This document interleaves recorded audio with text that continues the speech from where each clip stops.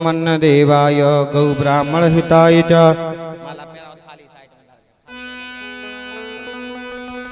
जगद्दिताय कृष्णाय गोविंदाय नमो नमः।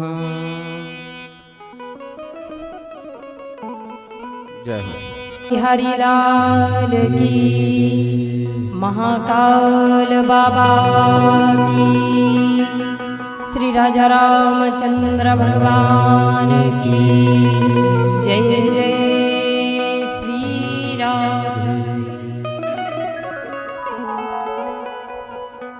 सभी आरती प्रज्वलित कर लें पंडित जी और सभी अपने यथा स्थान खड़े हो जाएं।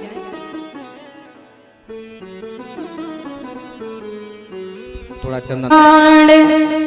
शिव जी की आरती कीजिए, ध्यान अपना शिव चरण में दीजिए। पुराण शिव जी की आरती कीजिए, ध्यान अपना शिव चरण में दीजिए। शिव पुराण शिव जी की आरती कीजिए, ध्यान अपना शिव चरण में दीजिए। शिव पुराण शिव जी की आरती कीजिए, ध्यान अपना शिव चरण में दीजिए। सभी लोग बड़े भाव से तालियों से सेवा करते हुए हरि बोल।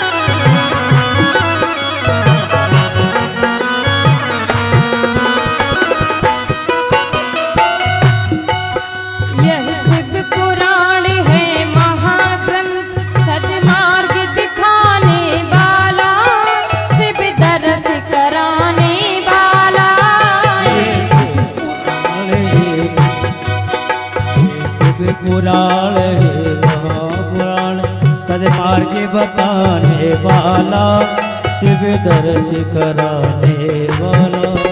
शिव पुराण है महाग्रंथ, सदमार्ग दिखाने वाला, ये शिव से मिलाने वाला। शिव पुराण है महाग्रंथ, सदमार्ग बताने वाला, शिव दर्श कराने वाला।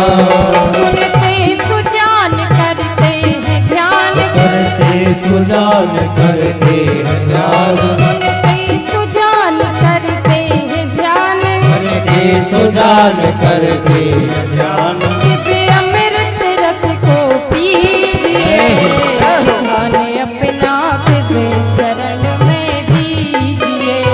शिव पुराण शिव जी की आरती कीजिए, ध्यान अपना शिव चरण में दीजिए। हरि बोल, हर हर महादेव, दोनों हाथ उठाइए।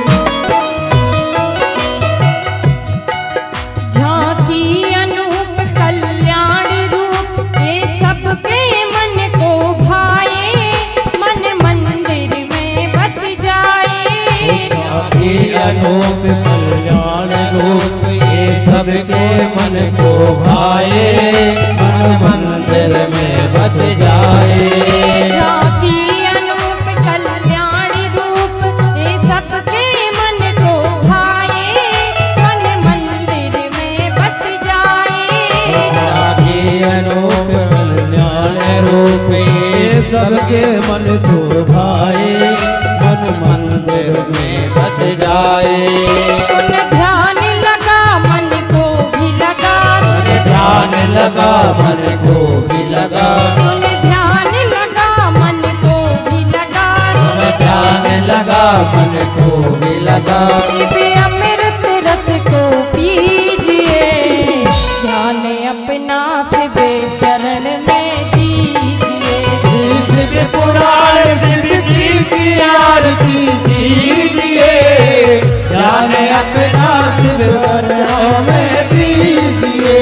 हर हर महादेव, दोनों हाथ उठाइए।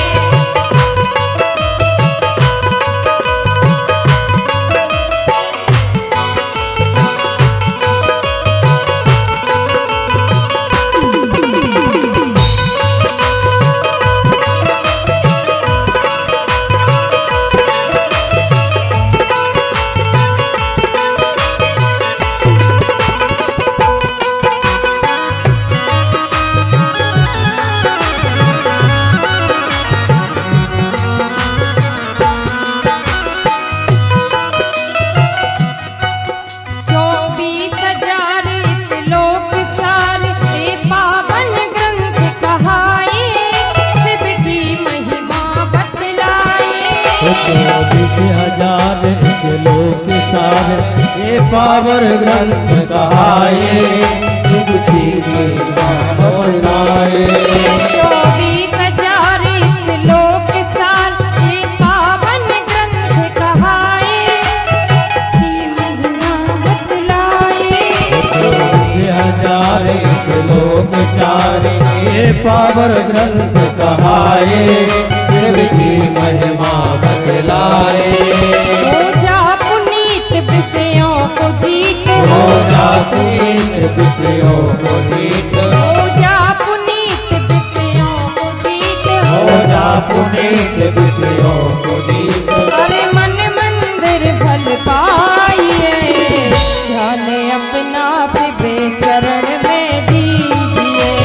शिव पुराण शिव जी की आरती कीजिए, ध्यान अपना शिव चरणों में दीजिए। पूर्णकारं करुणावतारं सत्कारितारं भुजगेन्द्रहारं सदा वसन्तं त्यागवृन्दे भवं भवानी सहितं नमामि। तुमेव माता च पिता तुमेव, तुमेव बन्धुः सखा तुमेव, तुमेव विद्यार्थं तुमेव, तुमेव सर्वं मम देव। और बड़े भाव से दोनों हाथ ऊपर उठा करके बड़े भाव से क्या कहेंगे? ओ गोविंद जय जय गोपाल जय जय गोविंद जय जय गोपाल जय जय, गोविंद जय जय गोपाल जय जय, गोविंद जय जय गोपाल जय जय, गोविंद जय जय गोपाल जय जय, गोविंद जय जय गोपाल जय जय, गोविंद जय जय गोपाल जय जय, गोविंद जय जय गोपाल जय जय। राधा रमण हरि गोविंद जय जय, राधा रमण हरि गोविंद जय जय, राधा रमण हरि गोविंद जय जय, राधा रमण हरि गोविंद जय जय, राधा रमण हरि गोविंद जय जय, राधा रमण हरि गोविंद जय जय, राधा रमण हरि गोविंद जय जय, राधा रमण हरि गोविंद जय जय। बसाए श्री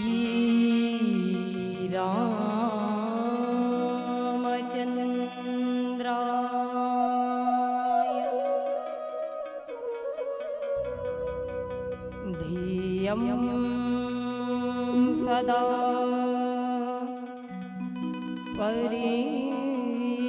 परिभवग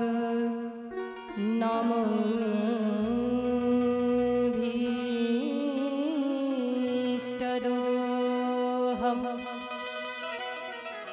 तीर्थास्पदं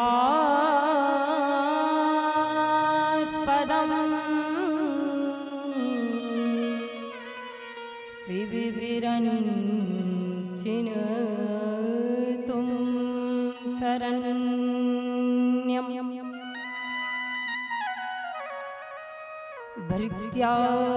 भृत्यार्तिहम् शरणत पाल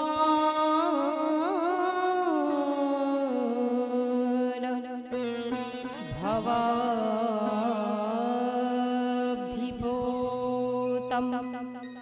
वन्दे महापुरुष ते शरणारविन्दम्।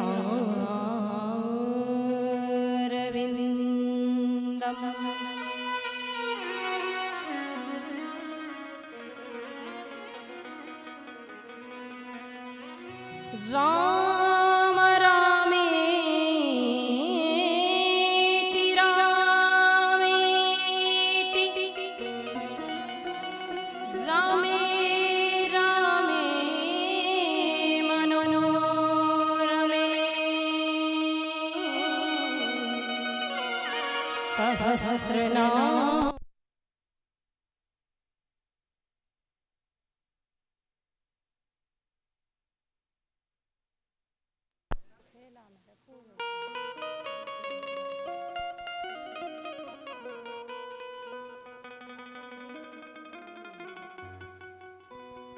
राम रामेति रामेति रामे रामे मनोरमे सहस्रनाम तत्तुल्यं श्रीराम नाम वरानने।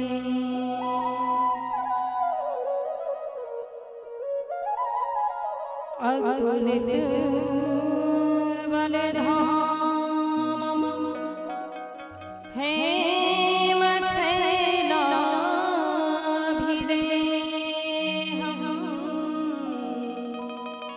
दनुजबलकृशानुं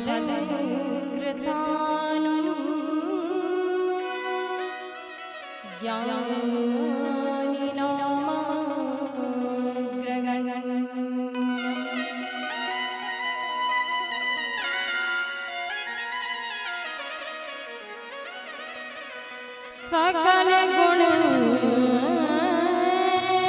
निधानम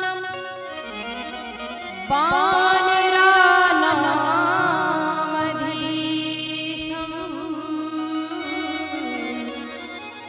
रघुपति प्रिय भक्तम बात जातम नमामि। पुनि प्रभु मोहे न बिसारियो चाहे लाख लोग मिल जाएं, तुमको हमसे बहुत है, हमको तुमसे ना।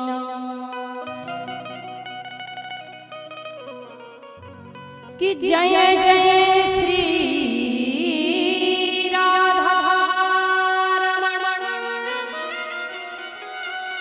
अन जय जय नवल किशोर जय गोपी चित चोर प्रभु जय जय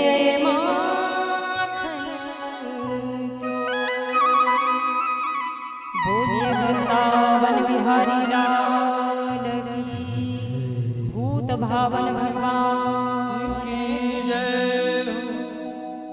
परम मंगलमय परात्पर अखिलेश्वर अकारण करुणा करने वाले नाथ त्रिकालदर्शी बाबा भूत भावन भगवान कैलाशपति भोलेनाथ भगवान के चरणों में कोटि कोटि प्रणाम। उन्हीं का ही वामय स्वरूप श्री शिव महापुराण के चरणों में कोटि कोटि प्रणाम।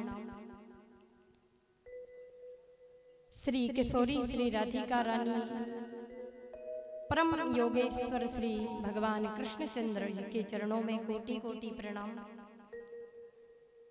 प्रभु की कथा के रसिक अनंत बलवंत श्री हनुमंत लाल सरकार के चरणों में कोटि कोटि प्रणाम। इस पृथ्वी मंडल में विराजमान समस्त भूदेव निभुदेव संत विप्र समाज कोटि कोटि प्रणाम। परमात्मा की दिव्य कथा में पधारे हुए सभी श्रोताबंद भक्तों, शक्ति भक्ति स्वरूपा माताएं बहनें, नव पुष्प वाटिका में नव कमल की तरह खिलते हुए प्यारे बच्चों, सभी को कण कण में शंकर का स्वरूप मान करके, सभी को शंकर स्वरूप मान करके और मेरे आराध्य श्री भगवान इष्ट देव श्री भगवान कृष्णचंद्र जी का स्वरूप मान के सभी को व्यासपीठ दोनों हाथ जोड़ के कोटि कोटि प्रणाम करती है। आइए कुछ क्षण अपनी मन एवं वाणी को पवित्र करते हुए प्रभु नाम में अपने आप को लीन करें। कहते हैं कि मनसा वाचा कर्मणा, यदि तीनों प्रकार की भक्तियों को पांडाल में दर्शा करके यदि प्रभु का भजन कर लिया जाए तो हमारा कल्याण हो जाता है। इसलिए आइए हम 2 मिनट के लिए देवाधिदेव महादेव के चरणों में चलते हैं बड़े प्रेम के साथ। अब दया करो, अब दया करो मेरे भोलेनाथ, मस्ती रहूं तेरी मस्ती में। अब दया करो मेरे भोलेनाथ, मस्ती रहूं तेरी मस्ती में। अब दया करो हे भोलेनाथ, मस्ती रहूं तेरी मस्ती में। अब दया करो हे भोलेनाथ, मस्ती रहूं तेरी मस्ती। दोनों हाथ उठाइए बड़े भाव से।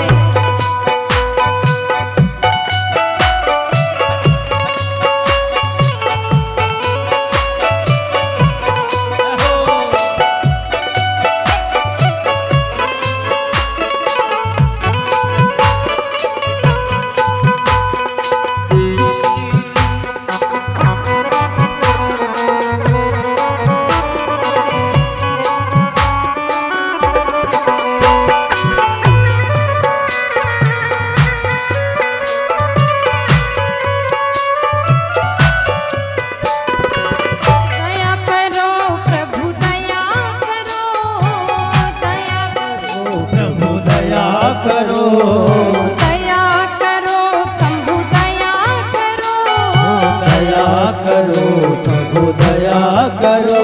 अब दया करो हे भोलेनाथ, मस्ती रहूं तेरी मस्ती में। अब दया करो हे भोलेनाथ, मस्ती रहूं मेरी मस्ती। दोनों हाथ उठाइए बड़े भाव से।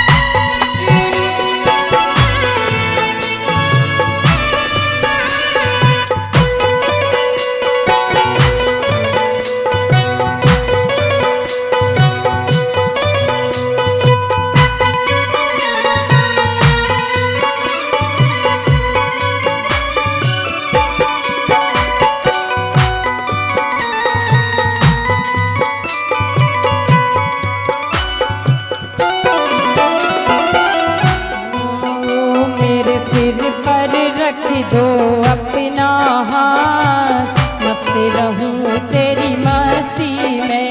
मेरे सिर पर रख दो अपना हाथ, मस्ती रहूं तेरी मस्ती में। अब दया करो हे भोलेनाथ, मस्ती रहूं तेरी मस्ती में। अब दया करो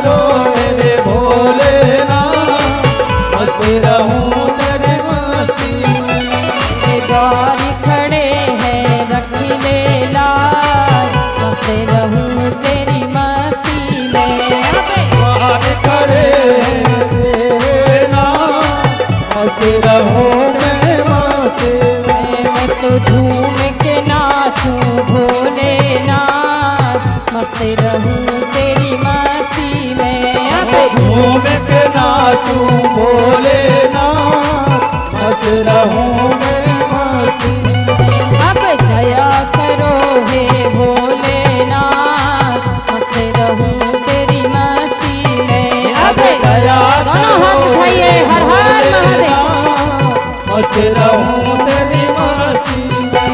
अब दया करो हे भोलेनाथ, मस्त रहूं तेरी मस्ती में। अब दया करो मेरे भोलेनाथ, मस्त रहूं तेरी मस्ती में। अब कृपा करो हे भोलेनाथ, मस्त रहूं तेरी मस्ती में। दया करो मेरे भोलेनाथ, मस्त रहूं मैं मस्ती में। अब दया करो हे भोलेनाथ, मस्त रहूं तेरी मस्ती में। अब दया करो मेरे भोलेनाथ, मस्त रहूं तेरी मस्ती में। अब कृपा करो हे भोलेनाथ, मस्त रहूं तेरी मस्ती में। पर धारण करते हुए आइए परम पावन पुनीत शिव चरित्र का प्रारंभ करें। तो कल आप सभी ने श्रवण किया, शिव कथा को आप बड़े भाव से श्रवण कर रहे थे। और कल भगवान शिव की कथा के महात्म्य में देवराज नाम का ब्राह्मण, जो ज्वर से पीड़ित था, बुखार से पीड़ित था, उसको भगवान शिव शंकर की कृपा से भगवान शिव के धाम में पहुंच गया शिव कथा को सुनकर के। अब सूत जी महाराज से सौनक आदि ऋषियों ने प्रश्न किया कि हे सूत जी, आप तो परम ज्ञानी हैं और आप हमें यह बताइए कि देवराज नाम के ब्राह्मण की मुक्ति तो हो गई। शिव महापुराण को सुनने से भगवान शिव ने अपने चरणों में स्थान दे दिया। क्या किसी और की भी मुक्ति हुई हो, जो इससे भी गया गुजरा हो, जो इससे भी ज्यादा बिगड़ा हो? सूत जी बोले अवश्य हुई है। इस देवराज नाम के ब्राह्मण ने कभी माता पिता की बात मानी नहीं। माता पिता रोकते रहे, वैश्या प्रति मत करो, क्योंकि वैश्याएं पर धन पर मन हरण में गणिका बड़ी प्रवीण, तुलसी चतुर सोई जानियो जो राम भजन में थे। माता पिता ने रोका, लेकिन नहीं रुका देवराज। और जो माता पिता की बात को न माने, माता पिता की बात को स्वीकार न करे, क्योंकि गोस्वामी बाबा ने रामचरितमानस में एक जगह लिखा है कि मात पिता गुरु प्रभु की वाणी, बिनहि विचार कीजे शुभ जानी। अगर माता पिता कुछ कहते हैं, गुरु कुछ कहते हैं, तो उसको मान लेना चाहिए। लेकिन इसने नहीं माना। अब पहले तो माता पिता रोका करते थे, भाई ये उल्टी बात हो गई। भागवत में क्या लिखा धुंधकारी के चरित्र में कि माता पिता रोकते ही नहीं है, धुंधकारी कितना बिगड़ता जा रहा है। लेकिन यहाँ देवराज को तो माता पिता ने रोका है, लेकिन माता पिता की बात नहीं मानता है, बात को स्वीकार नहीं करता है। पहले तो माता पिता रोकते थे, लेकिन आजकल नहीं रोकते। आजकल तो बड़े विचित्र हैं। बोलो राधे राधे। पहले तो माता पिता ही हुआ करते थे, संतान संबोधन करती थी, ये मेरे माता जी हैं, ये मेरे परम पूज्य पिताजी हैं। लेकिन आजकल मॉम और डैड, और वो भी नहीं, आजकल तो बड़ा मॉडर्न जमाना चल गया है। बोले आजकल की तो मॉडर्न मम्मियां हो गई हैं, जरा सी संतान रोई, बोले चलो जाओ जाके टीवी देख लो, मोबाइल देख लो, टीवी देख लो। अगर आप मोबाइल दिखाओगे, आप टीवी दिखाओगे, तो जरा विचार करो कि आपके बच्चों पर क्या असर पड़ेगा। और वो भी मोबाइल में कुछ अच्छा तो बच्चे देखने वाले नहीं। तो महाराज यदि आपने ये सब किया है तो आपका बच्चा निश्चित है कि बिगड़ना ही है। और यदि एक बच्चा बिगड़ जाए तो उसको बिगाड़ने में सबसे ज्यादा हाथ माता पिता का ही होता है। ये हम नहीं कह रहे, ये शास्त्र कह रहा है कि जिसके माता पिता ने कभी अपने बच्चे को एक लोटा जल चढ़ाना सिखाया है। जब एक बात बड़ी सुंदर है कि जब आप कभी पूजन करने बैठो, आपका बच्चा जब बड़ा होने लगे तो अपने पूजन के मंदिर में उसको अपने साथ बिठा लो, उसको सिखाओ। यदि आप सिखाओगे, जिस माता पिता ने अपने बच्चे के हाथ से जल चढ़ाना सिखाया है, उसका बालक कभी बड़ा होकर के शराब नहीं पकड़ सकता। ये इस व्यासपीठ की गारंटी। जिस माता पिता ने अपने बच्चे को भगवान की अगरबत्ती से आरती करना सिखाया है, उसका बालक कभी सिगरेट नहीं पकड़ सकता। और जिस किसी माता पिता ने अपने बच्चे को रामायण का, शिव पुराण का, भागवत महापुराण का पाठ करना सिखाया है, उसका बालक कभी वेश्यावृत्ति में नहीं पड़ सकता। हर बुरे कर्म से दूर रहेगा। जितने संसार में बुरे कर्म हैं उनसे दूर रहेगा। माता पिता यदि कुछ कहते हैं तो मान लेना चाहिए। अब बच्चे कहते हैं कि हम तो गंगा जी जाएंगे स्नान करने। अरे सारे तीर्थ चारों धाम तो तुम्हारे घर पर बैठे हैं। देवराज को बहुत रोका माता पिता ने, ये वेश्यावृत्ति करता रहा। माता पिता बार बार कहते बेटा इसमें कुछ नहीं रखा, केवल भजन करो। लेकिन देवराज तो वेश्यावृत्ति में पड़ा था। कहते हैं कि जो वेश्यावृत्ति में होता है, जो भगवान के दरबार को छोड़कर के अन्यत्र कहीं जाता है, आप मेरी बात को समझ रहे होंगे, क्योंकि कुछ व्यासपीठ की ऐसी मर्यादाएं होती हैं जिनका हम उल्लंघन नहीं कर सकते। तो जो भगवान के दरबार को छोड़कर के अन्यत्र जाता है, उसे वहां सब लोग धिक्कारते हैं। किसी ने एक पद लिखा है कि ढोलक कहे धिक है, धिक है, सो मजीरा कहे किने खो, किने खो, तो हाथ उठाए के नारी कहे इनको, इनको, इनको, इनको। जो लोक नृत्य देखने के लिए चले जाते हैं, आज कथा पंडाल में इतनी भीड़ नहीं देखोगे आप, जितनी भीड़ वहां लगी मिलेंगी आपको। भाई आजकल यही हो गया, जो काम मंदिर में नहीं होने चाहिए थे, जो काम घर में नहीं होने चाहिए थे, वो काम मंदिर में होने लगे। ध्यान देना मेरी बात को। और जो काम कहीं अन्यत्र नहीं होने चाहिए थे, वो काम हमारे घर में होते हैं आज। अब मंदिर जाने का काम क्या है? मंदिर जाओ और जाकर के दर्शन करो। लेकिन आजकल कई जगह मैंने देखा है, बड़े दुर्भाग्य की बात है, ऐसी हमारी सनातन संस्कृति नष्ट होते दिख रही है। जरा विचार कीजिए कि मंदिर के चबूतरों पर बैठ कर के लोग ताश खेलते हैं। मंदिर क्या कोई ताश खेलने का क्षेत्र है? और जो काम शमशान में नहीं होने चाहिए थे, वो काम आज हमारे घर में हो रहे हैं। शमशान में केवल मुर्दे को जलाने की अनुमति थी,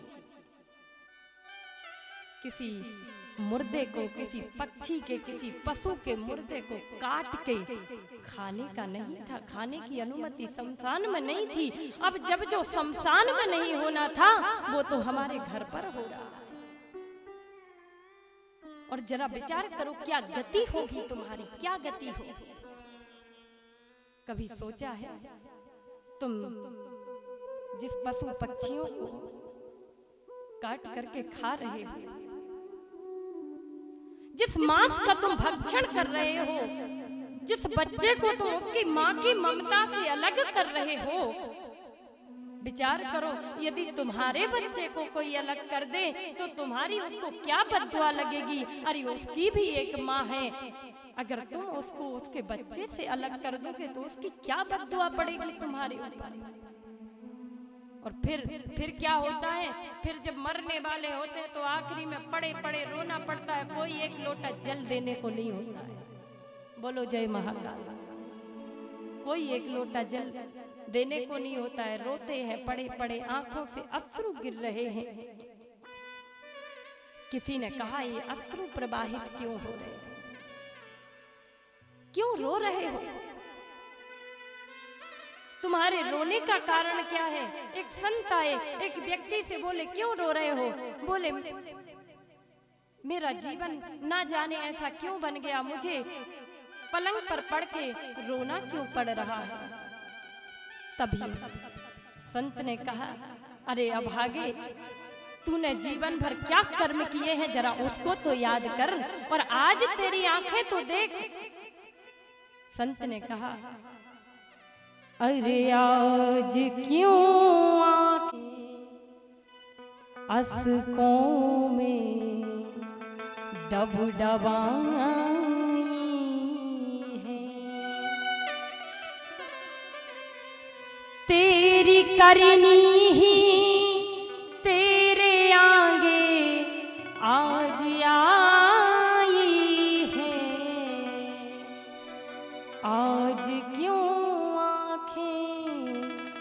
अस्कों में डबडबाई है। अरे तू आज क्यों रो रहा है, अरे जरा याद कर, उस पल को याद कर जब तूने किसी पक्षी को, किसी पशु को काट करके खाया था, जरा उस चीज को तो याद कर।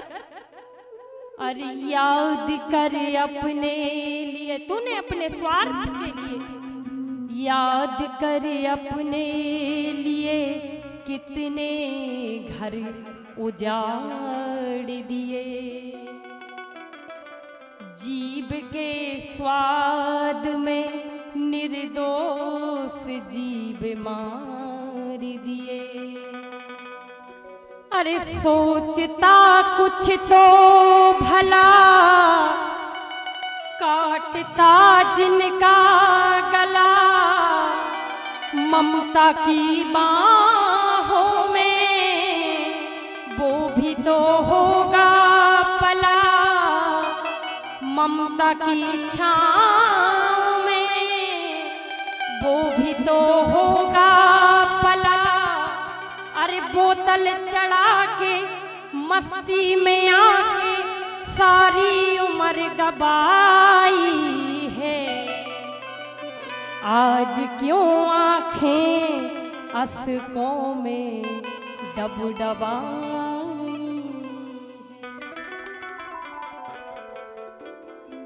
आज क्यों रो रहा है। तूने तो उस निर्दोष को मार के खा लिया। अरे जरा सोचता तो कि जैसे तू अपनी ममता की छाँव में पला है, वैसे वो भी ममता की छाँव में पला होगा, उसको भी उसकी मां दुलार करती होगी।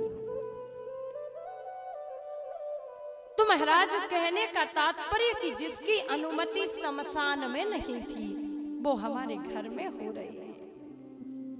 ये हमारी सनातन संस्कृति नष्ट हो रही है। तो बच्चों को अच्छे संस्कार दें, बच्चों के अच्छे नाम रखें। आजकल नाम रखने की भी बड़ी गलत प्रथा है। आजकल नाम भी ऐसे रखेंगी माताएं कि ना जाने महाराज कहो ही क्या। बोलो राधे राधे। हाँ, पहले नाम रखे जाते थे भगवान के नाम पर, घनश्याम, राधे श्याम या कुछ भी नाम, लेकिन आजकल तो बड़े विचित्र विचित्र पप्पू, बिट्टू, चिंटू, किंटू, जो भी हो इत्यादि इत्यादि।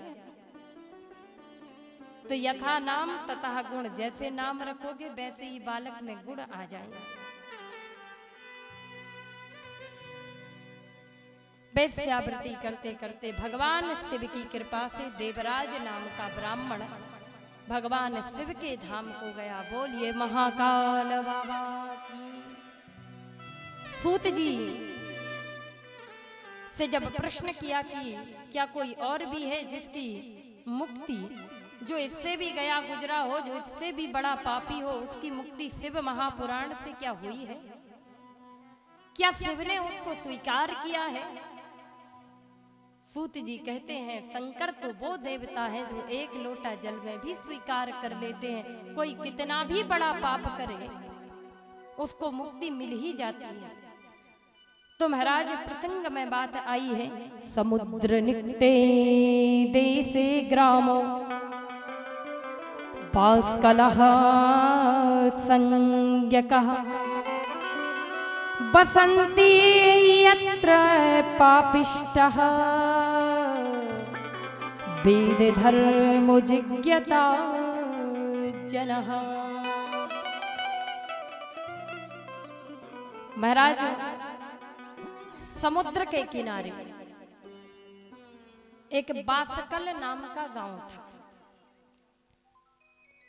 उस बासकल नाम के ग्राम में जितने भी लोग थे, चाहे वह पुरुष हो चाहे वह स्त्रियां हो, सब महाराज पाप करने वाले थे, वैश्यावृत्ति करने वाले थे। स्त्रियां पर पुरुष का संग करने वाली थी और पर पुरुष पर स्त्री का संग करते थे। वहां तो महाराज किरात नगर में तो केवल देवराज ही बुरा था,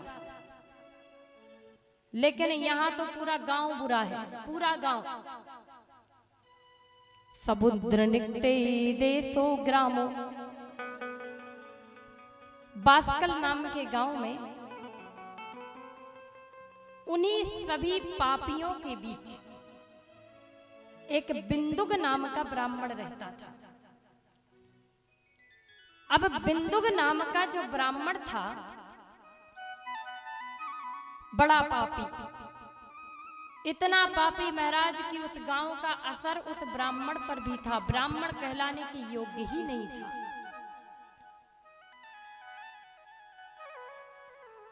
उसका जो विवाह हुआ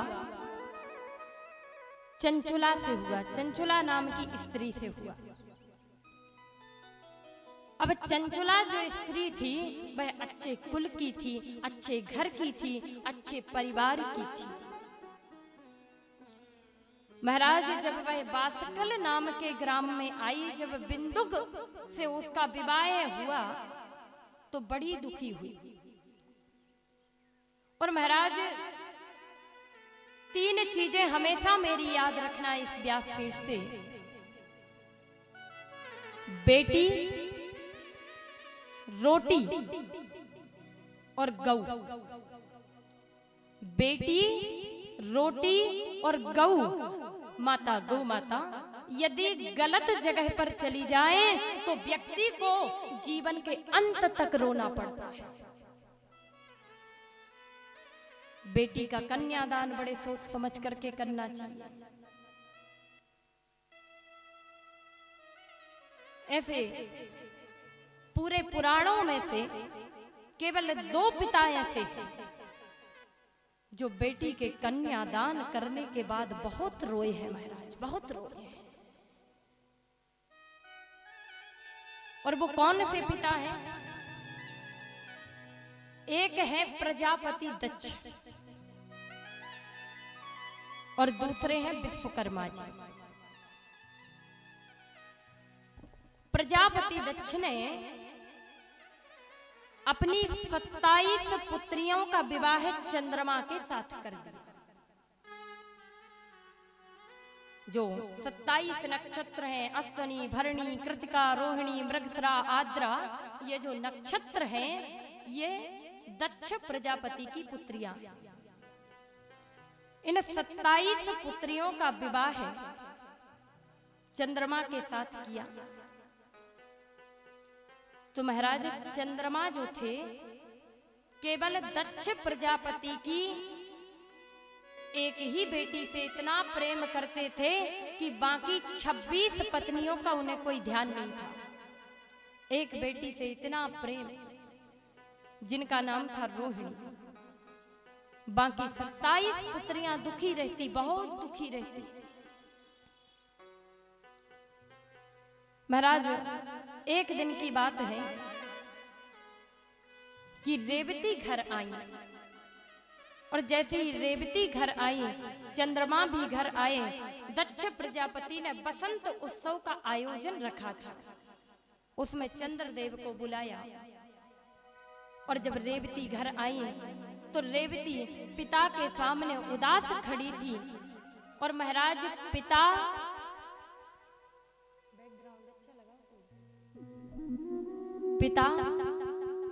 और पुत्री का रिश्ता इतना पवित्र होता है महाराज कि संसार में इतना पवित्र किसी का रिश्ता नहीं हो सकता जितना एक पिता और एक बेटी का रिश्ता हुआ करता है। लेकिन इस कलयुग की बुद्धि, कलयुग के लोगों की बुद्धि तो इतनी विकृत हो गई है कि महाराज कई कई जगह पर वही पिता अपनी ही कन्या का विक्रय कर देते हैं, अपनी ही बेटी को बेच देते हैं। दक्ष प्रजापति समझ गए, बोले रेवती क्या बात है? रेवती बोली पिताजी बात तो कुछ नहीं है, और जो अच्छे कुल की बेटियां होती हैं, जो अच्छे कुल की पुत्रियां होती हैं, वो बिना कारण ना तो हंसती हैं और ना रोती हैं। पिता के सामने चुपचाप खड़ी है। और इस संसार की बेटियों, एक पिता आपसे जीवन में कुछ नहीं मांगता, वो अपना सब कुछ आपको देता है। किसी बेटी ने मुंह से निकाला नहीं कि पिता ने पूरा कर दिया, पिताजी मुझे ये चाहिए, पिताजी मुझे वो चाहिए। सारी इच्छाओं को पूरा करता है।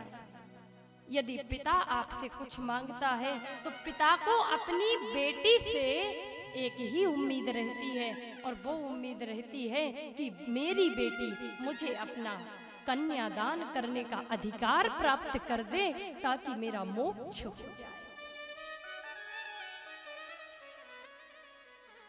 तो बेटियों से निवेदन इतना है कि अपने पिता को केवल कन्यादान का अधिकार दे देना।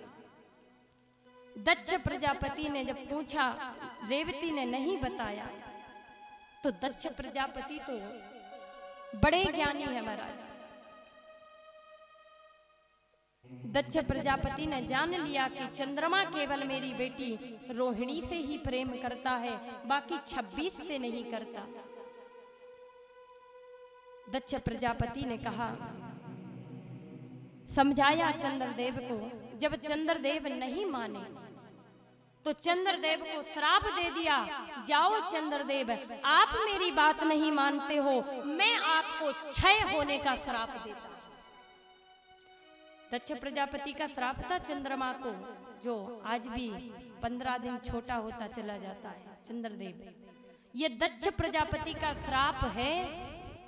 यदि भगवान शिव ना आते तो चंद्रमा तो ग्रह से ही हट गया होता। महाराज श्राप दे दिया। दक्ष प्रजापति धीरे, जैसे ही श्राप लगा दक्ष प्रजापति का, चंद्रमा क्षय होने लगे। अब क्षय होने लगे तो महाराज सब परेशान हो गए। जब सब परेशान हुए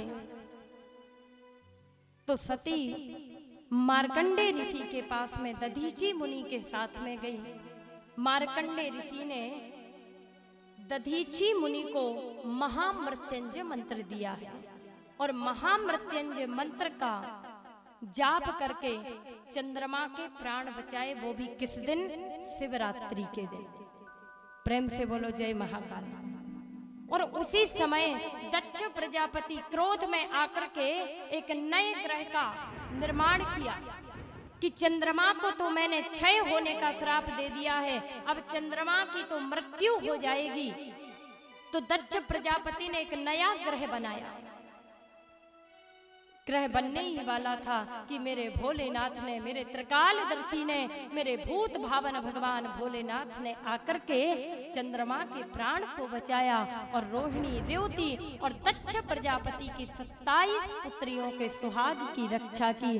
बोलिए महाकाल बाबा की। इसीलिए तो कहते हैं, आइए बड़े ध्यान से स्मरण करते हुए, हे धन्य तेरी, हे धन्य तेरी माया जग में ओ दुनिया के रखवाले, शिव शंकर डमरू वाले, शिव शंकर डमरू वाले, शिव शंकर डमरू वाले, शिव शंकर डमरू वाले, शिव शंकर डमरू वाले, शिव शंकर डमरू वाले। दोनों हाथ उठाइए, जय हो।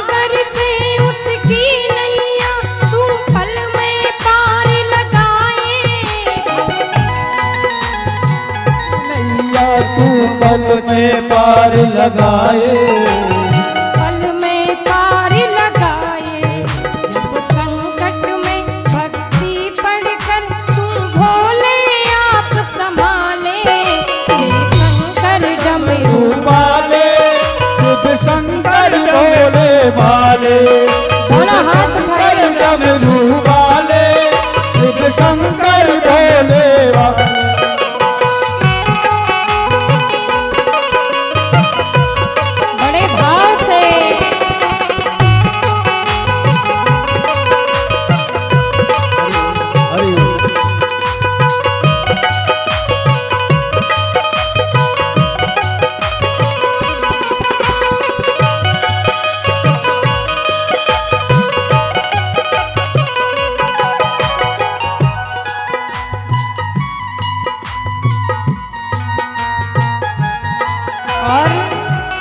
दोनों हाथ उठा करके वाले, दोनों हाथ उठाइए, जय हो।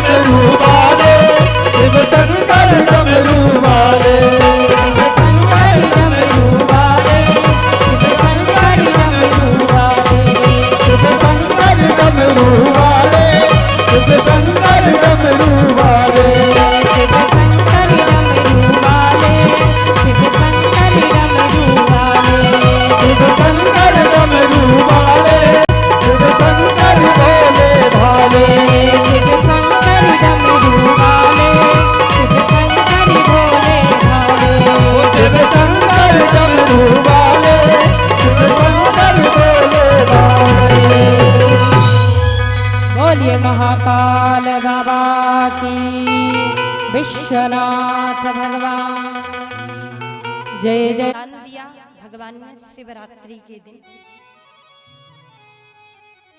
और हर मास में शिवरात्रि पड़ती है। महाराज शिवरात्रि का बड़ा महत्व है, आगे बताएंगे आपको। अभी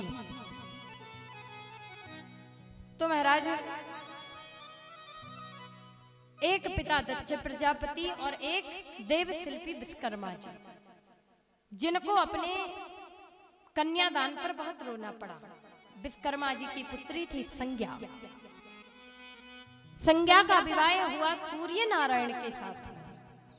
वो जीवन भर रोती रही, क्योंकि वो सूर्य नारायण के तेज को सहन नहीं कर सकती थी। इसलिए विश्वकर्मा जी जब पुत्री रोएगी तो पिता तो अपने आप रोएगा। पिता उदास रहता तो जीवन भर विश्वकर्मा जी उदास रहे और जीवन भर दक्ष प्रजापति उदास रहे। ये दो उदाहरण है पुराण में। पिता को बेटी सबसे प्रिय होती है, पर महाराज अपनी बेटी को इतना लाड़ भी मत लड़ाओ। अच्छा, एक बात सुनाते हैं छोटी सी। एक सेठ था, उसकी एक बेटी थी। अब बेटी को इतना प्रेम करें, इतना प्रेम करें, इतना प्रेम करें महाराज कि बेटी कुछ चीज मुंह से निकालें और पिता तुरंत पूरा कर देता। इतना प्रेम। बेटी धीरे धीरे बड़ी होने लगी। बेटी बड़ी हुई तो हर पिता की एक ही इच्छा होती है कि मैं अपनी बेटी के हाथ पीले कर दूं। अब पिता ने बहुत जगह ढूंढा तो एक वर मिला। पिता ने बेटी का कन्यादान किया। महाराज कन्यादान किया, बहुत दहेज दिया, इतना सारा दहेज दिया। दहेज के बाद जब वह ससुराल पहुंची तो महाराज 3 दिन भी नहीं हुआ। एक बात याद रखना बेटियों, कि यदि घर में आपकी किसी से नहीं बनती तो समझ लेना कि महाराज ससुराल खराब नहीं, फिर तो आप ही का स्वभाव खराब हुआ करता है। महाराज 3 दिन भी नहीं हुआ और 3 दिन में पिताजी को फोन किया, पिताजी आप आ रहे हैं मुझे लेने, नहीं तो मैं यहीं मर जाऊंगी। अब बताओ उस पिता की क्या दशा हुई होगी, जिसने सुना 3 दिन भी नहीं हुआ कन्यादान किए। पिता बोला, बेटी मैं आ रहा हूं, तुम ऐसा कुछ नहीं करना। पिता गया बेटी के ससुराल, और जब ससुराल गया तो 3 दिन में ये हालत थी कि किसी ने राम राम भी नहीं किया, किसी ने सीता राम भी नहीं किया। पिता निकल गया। याद रखना कि आपकी गलती से आपके ससुराल में आपके माता पिता का सिर झुक जाया करता है। इसलिए कभी ऐसी गलती मत करना कि आपके पिता को ससुराल में जाकर के सिर झुकाना पड़े। अरे काम तो वो करना जैसे सीता जी ने किए हैं। सीता जी कहती हैं कि पिताजी यदि मैं बन ना आती, और जनक कहते हैं कि बेटी यदि तुम बनना जाती, यदि तुम राम के साथ बनना आती तो आज मुझे मेरी पुत्री पर गर्व नहीं होता। मेरी पुत्री ने तो पुत्री पवित्र किए कुल दो, मेरी पुत्री ने तो दोनों कुलों की लाज बचा ली। अब जब पिता गया तो सासू माँ एक तरफ बैठी है, पतिदेव निकल गए, किसी ने राम राम नहीं किया। अब पिता बोला, बेटी तेरी सासू माँ से पूछ लो। बेटी बोली, क्या पूछना उस बुढ़िया से? बोलो राधे राधे। नहीं नहीं, फिर भी बेटी ऐसा नहीं बोलते हैं, वो तेरी सास है, माँ के समान ही है। तो पिता पूछने गया, बहन जी मैं अपनी बेटी को ले जाने के लिए आया हूं। ले जाने आया हूं तो ले जाओ अपनी बेटी वापस, ले जाओ अपना दहेज वापस। हमें ना ऐसी बेटी चाहिए है, ना ऐसा दहेज चाहिए। अब महाराज पिता पुत्री को लेके चला और पिता ने समझाया, बेटी खूब रहना, आराम से रहना, लेकिन ये तो बता कि तुझे ससुराल में क्या परेशानी। बेटी से पूछा, बेटी तेरी सास कैसी है? बोले पिताजी क्या बताऊं, एक नंबर की डायन है। अच्छा तो बेटी ये बता कि देवर कैसा है? बोले एक नंबर का चुगली करने वाला। अच्छा बेटा ननंद कैसी है? बोले कुछ नहीं करती, इधर उधर काम करती रहती है, घूमती रहती है। अच्छा बोला बेटा पति कैसा है फिर? बोले साक्षात यमराज। बोलो राधे राधे। अच्छा अच्छा तो बेटी सब खराब है क्या? बेटी बोली सब एक भी अच्छा नहीं है, आपने ना जाने कैसे मेरा वहां कन्यादान कर दिया, कैसे विवाह कर दिया। पिता समझ गया कि जब मेरी बेटी की किसी से नहीं बनती है तो खराब ससुराल नहीं, खराब तो मेरी बेटी है। पिता ने कहा अब इसको कैसे सुधारना चाहिए। पिता घर ले गया। कुछ दिन बाद पड़ोस वालों ने टोकना रोकना प्रारंभ किया, अरे बहन जीजाजी नहीं आए, आप तो बोल रहे नहीं पाती। पिता बोला कि तू एक काम करना, मैं एक गुरुजी से आज मंत्र लेके आया हूं, तू अपने ससुराल वापस चली जा। पिता बोले तो बेटी बोली मैं नहीं जाऊंगी। बोले तू मेरी बात मानना, बस तू चली जा। ठीक है मैं तुझे एक मंत्र लेकर के आया हूं। बोले ठीक है दो पिताजी। बोले ये सुपारी है, सास कितना भी मुंह चलाए तू ये सुपारी मुंह में रख देना, लेकिन इसी को काटते रहना और कुछ मत कहना। अब महाराज ससुराल लौट गई। सास कितना मुंह चलाती, लेकिन ये तो सुपारी को कतर जाती, लेकिन मुंह से कुछ निकालती नहीं। सास ने एक दिन मुंह चलाया, 2 दिन मुंह चलाया, 3 दिन मुंह चलाया, बहू सारे काम करने लगी। एक दिन सास ने भी सोचा कि मेरी बेटी तो पिता के घर से आई है, ना जाने किस सत्संग से सुधर गई है। तो सास ने भी बहू को हृदय से लगा लिया, बेटी आज से मैं तुझे बिल्कुल परेशान नहीं करूंगी। अरे थोड़ी गलती तेरी थी तो थोड़ी गलती मेरी भी तो होती है, प्रेम बना करके रहो आपस में। मेरा कहने का मतलब था कि बेटी को इतना लाड़ मत लड़ाओ कि बेटी बिगड़ जाए। महाराज चंचुला अच्छे घर की थी, जिसका विवाह हुआ बिंदुक नाम के ब्राह्मण से। बिंदुक वैश्यावृत्ति करता, मदरापान करता, दिन रात पर स्त्री के साथ में रहता। लेकिन चंचुला अच्छे घर की थी, पतिव्रत धर्म का पालन करते करते चल रही थी। एक दिन की बात की है, पानी भरने के लिए जा रही थी तो इसकी कुछ सहेलियां मिली, इसके कुछ मित्र मिले। बोले चंचुला मुझे एक बात बता कि जब तेरा पति पराई स्त्री का संग करता है तो तुझे परपुरुष का संग करने में क्या आपत्ति है? धीरे धीरे धीरे उस गांव का असर चंचुला पर भी लग गया। प्रेम से बोलो जय महाकाल। तो महाराज जब चंचुला पर असर आया तो चंचुला भी परपुरुष का संग करने लगी। यही क्रम चलता रहा, बहुत दिनों तक चलता रहा। एक दिन की बात कि बिंदुक नाम के ब्राह्मण ने अपनी पत्नी चंचुला को किसी पर पुरुष के साथ में देखा, बिंदुक को क्रोध आया और क्रोध में आकर के डांटने लगा, फटकारने लगा। चंचुला बोली, पतिदेव, मैं इतनी सुंदर थी, सब कुछ मुझ में गुण थे, अच्छे घर की थी, लेकिन मुझे बिगाड़ने वाले तो आप ही हैं।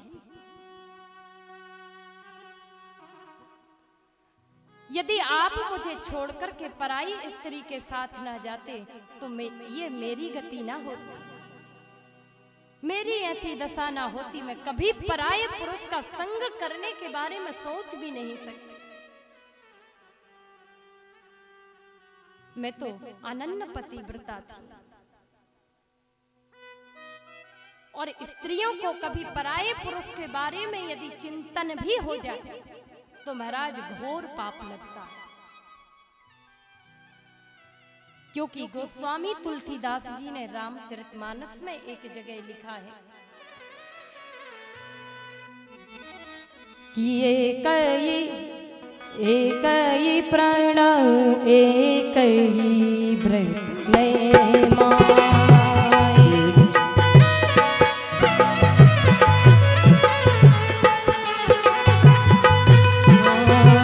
एक ही प्राण एक ही व्रत में माय,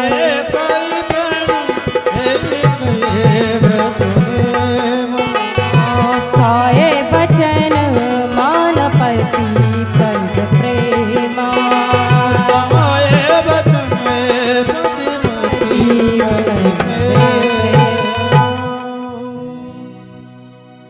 गोस्वामी ने कभी रामचरितमानस में कह दिया कि एक ही प्रण एक ही व्रत नेमा, काय बचन मन पति पद प्रेमा। स्त्रियों को चाहिए कि वो केवल अपने पति के चरणों में ही प्रीति रखें। लेकिन आजकल की माताएं तो बड़ी विचित्र हैं। बोलो जय महाकाल। महाराज, माताओं ने तो गोस्वामी बाबा की चौपाई तक को पलट कर रख दिया।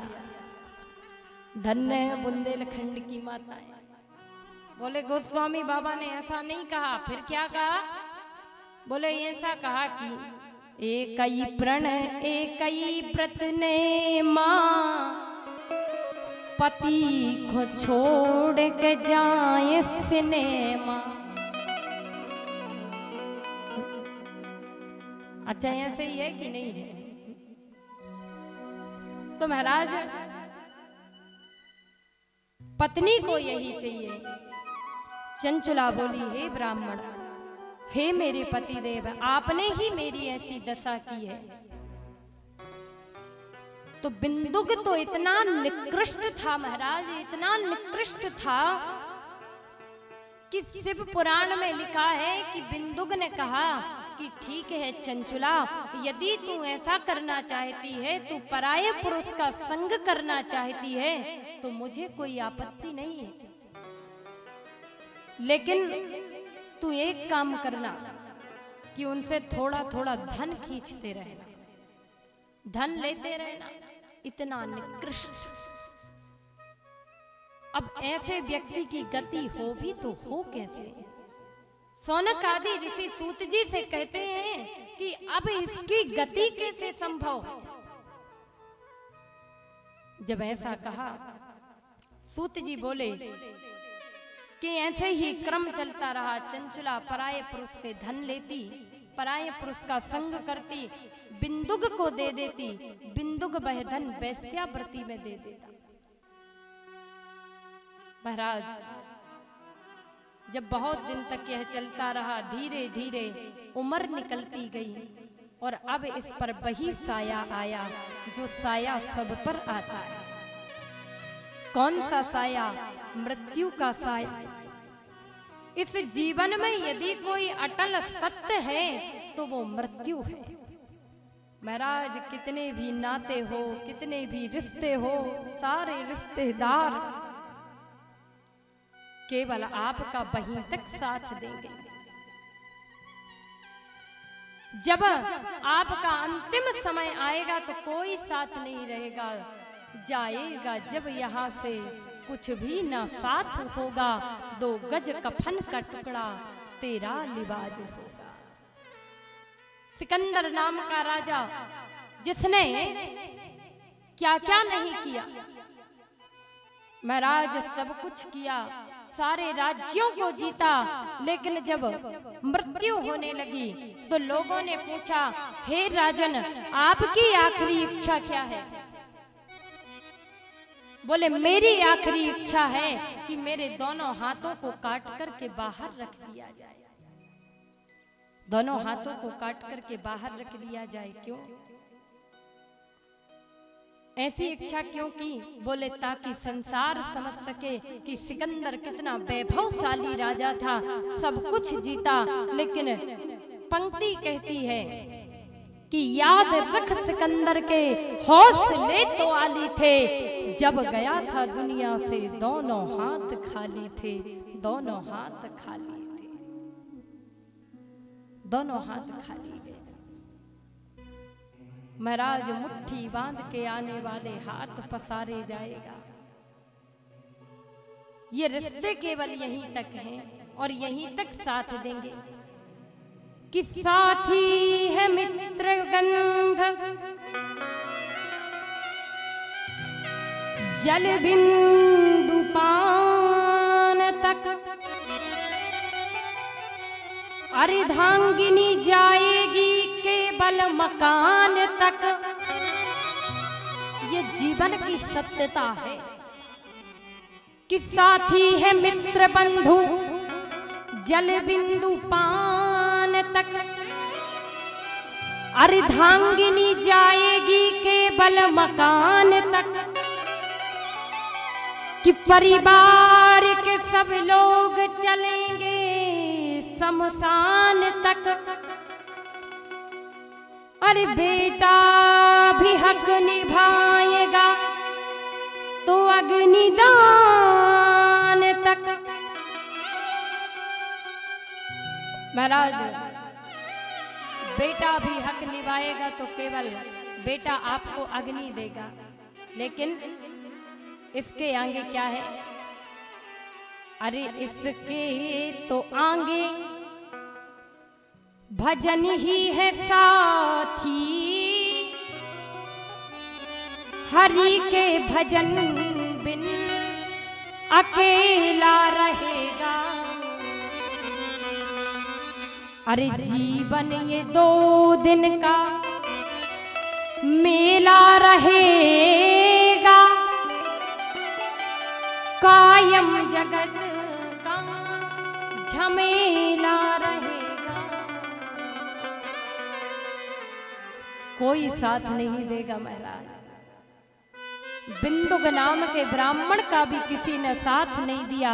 जो वेश्यावृत्ति करता था उसका भी कोई साथ नहीं, और अच्छे लोगों का तो कोई साथ नहीं होता। भाई बिंदुक का कौन साथ देगा जिसने कभी अपने जीवन में एक भी सत्कर्म नहीं किया?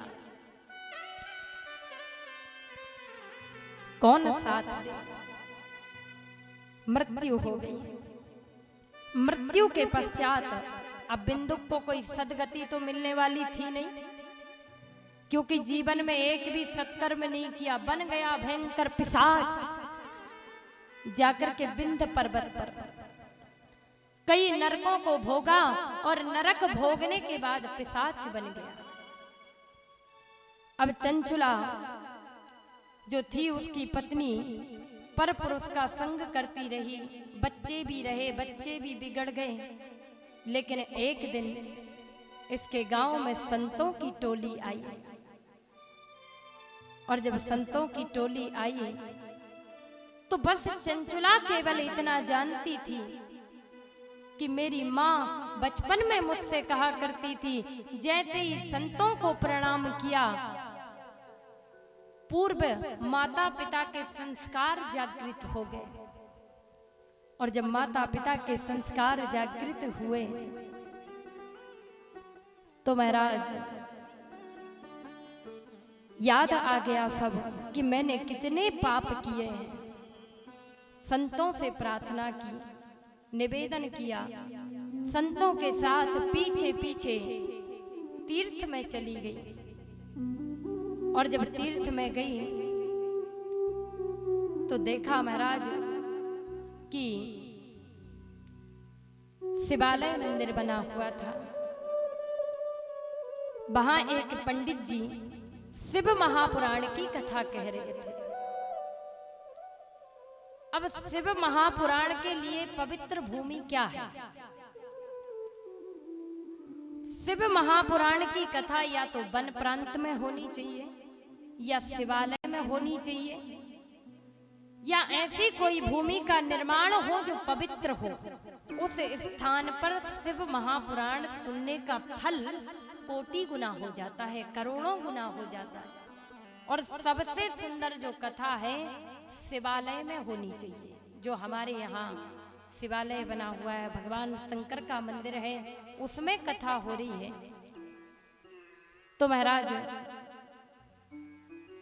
कथा चल रही थी कि चंचुला वहां गई, वहां जाकर के थोड़ी देर बैठी।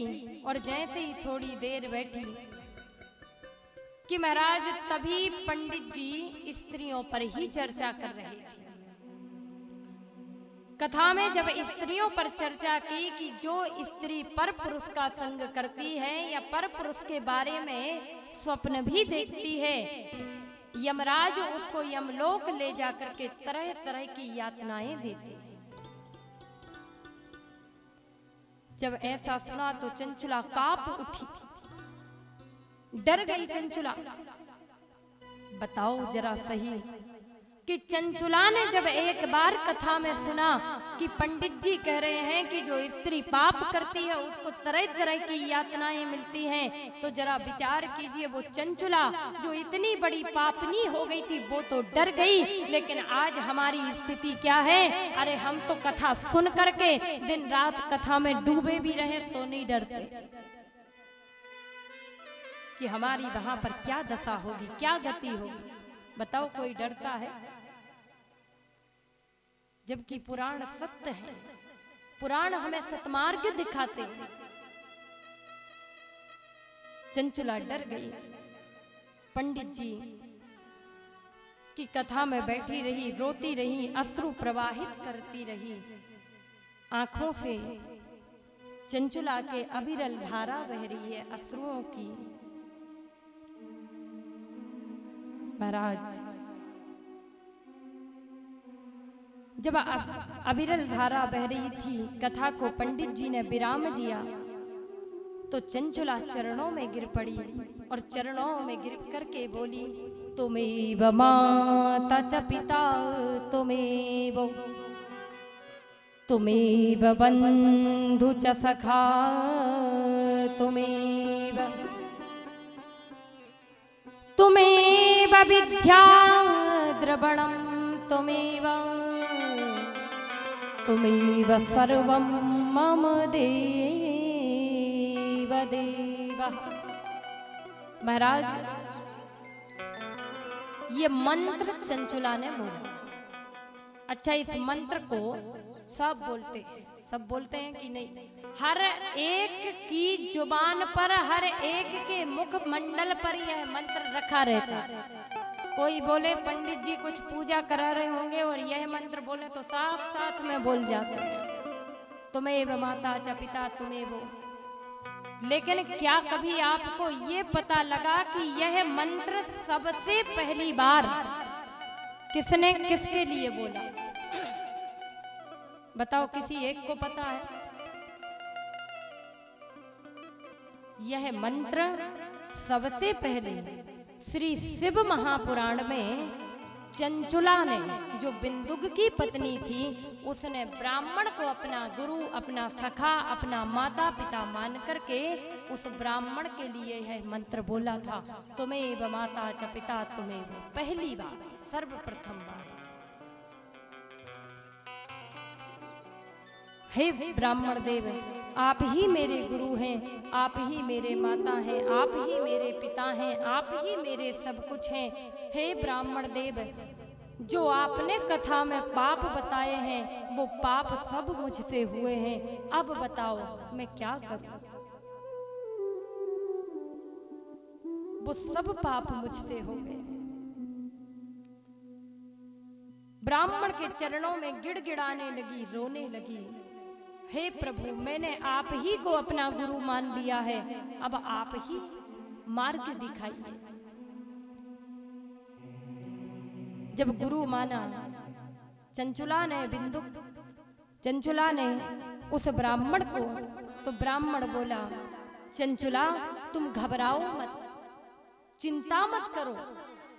भगवान शंकर त्रिकालदर्शी भूत भावन भगवान भोलेनाथ बड़े दयालु हैं, और पाप करके भी यदि उनके लिए कोई पश्चाताप करके और भगवान शिव की कथा को सुन लेता है, भगवान शंकर उसे अपने पास बुला लेता है। तुम चिंता मत करना। चंचुला से कहा, तुम भगवान शिव की कथा कराओ। चंचुला बोली, महाराज कथा कराने में तो बड़ा खर्चा आता है, मैं कैसे कथा कराऊं? धन्य है ऐसे वक्ता के लिए भी। कहते हैं, हे चंचुले, तुम तो केवल कथा कराओ, यदि तुम चाहती हो कि इसमें खर्चा आता